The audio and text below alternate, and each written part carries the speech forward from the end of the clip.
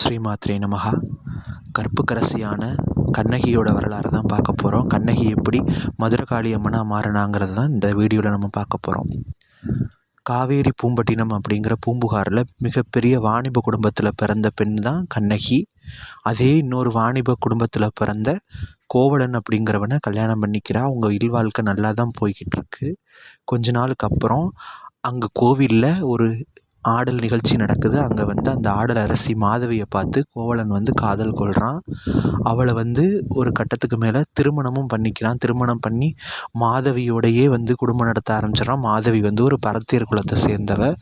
அவளோட சேர்ந்து திருமணம் பண்ணிட்டு அவளோடையே வாழ ஆரம்பிச்சிட்றான் கண்ணகியை விட்டுட்டு. கண்ணகி கோவலன் இல்லாமல் ரொம்ப தனிமையில் வாடி ரொம்ப கவலைகளை அனுபவிக்கிறா. தன் கணவன் கேட்டதுக்காக தனக்கிட்ட இருந்த எல்லா நகைகள் செல்வங்கள் எல்லாத்தையுமே கொடுத்து அனுப்பிச்சிட்றா. இறுதியில் கோவலனை மாதவி வெளியில் அனுப்பிச்சிட்றா. அவன்கிட்ட எதுவும் செல்வங்கள் இல்லைன்னு தெரிஞ்சதும். அப்புறம் அந்த நிலையிலும் கணவனை கைவிடாமல் கண்ணகி கணவனை கூட்டிக்கிட்டு மதுரைக்கு கிளம்பிடுறாங்க. அப்போ மதுரைக்கு போனதும் பிழைக்க வழி இல்லாமல் தன் கால் சிலம்பை கடத்தி கொடுத்து அந்த கோவலன்கிட்ட கொடுத்து விற்றுட்டு வாங்க அப்படின்னு சொல்லி கொடுக்குறா. அந்த நேரம் பார்த்து அங்கே மகாராணியோட சிலம்பு காணாமல் போயிருக்கு. அந்த சிலம்பு தான் அந்த கோவலன் வச்சுருக்கான்னு சொல்லி அவன் மேலே பழி சுமத்தி அவசரமாக கோவலனுக்கு மரண தண்டனை கொடுத்துட்றாங்க. அநியாயமாக கோவலனை பாண்டிய சபையில் தண்டிச்சிடுறாங்க. நீதி கேட்டு ஆக்ரோஷமாக கண்ணகி வர்றா.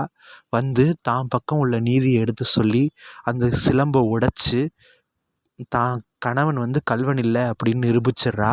அது மட்டும் இல்லை, தவறான நீதி வழங்கின இந்த மதுரையோட அரண்மனையும் இந்த அரசாங்கமும் அழியட்டும் அப்படின்னு சொல்லி தன்னோட கோபத்தீயால் மதுரையே எரித்து சாம்பலாக்குறா கண்ணகி.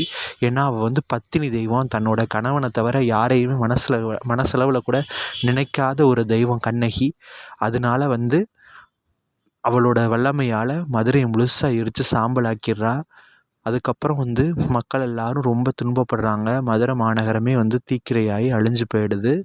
மக்கள் எல்லாருமே நினச்சி துன்பப்படுறாங்க. அதுக்கப்புறம் கண்ணகி அப்படியே அந்த சிலம்போட இன்னொரு சிலம்போட நடைப்பயணமாக போகிறா. சிறுவாச்சூர் சேர்றா. சிறுவாச்சூர் வந்த கண்ணகி அங்கே இருந்த செல்லியம்மன் கிட்ட தங்கிக்கிறேன், நான் இங்கே ஒரு ராத்திரி தங்கிக்கிறேன்னு சொல்லி அனுமதி கேட்குறா.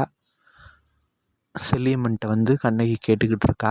அப்போ கண்ணகிட்ட செல்லியம்மன் என்னால் உனக்கு உதவி செய்ய முடியாது.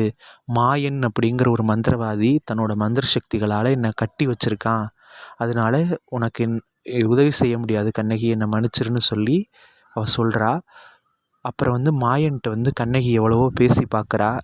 அம்மனை விடுவிச்சிரு, தெய்வத்தை கட்டி வைக்கிறது முறையில்லைன்னு சொல்லி எவ்வளவோ வாதிடுறா.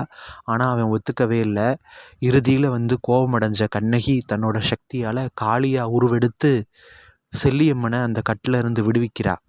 விடுவிச்சதும் இல்லாமல் அந்த மந்திரவாதியோட சண்டை போட்டு இறுதியில் அந்த மந்திரவாதியை வதம் பண்ணிடுறா கண்ணகி. காளியாக உருவெடுத்து அந்த மாயன்கிற அந்த மந்திரவாதியை கண்ணகி துவம்சம் செஞ்சு அழிச்சிட்றா. அழிச்சதும் இல்லாமல் செல்லியம்மனை அந்த கட்டில் இருந்து விடுவிச்சிட்றா. இதுக்கு நன்றி கடனாக கண்ணகியை இங்கேயே இருந்து அம்மனாக இருந்து அருள் புரியும்படி செல்லியம்மன் கேட்டுக்கிறா.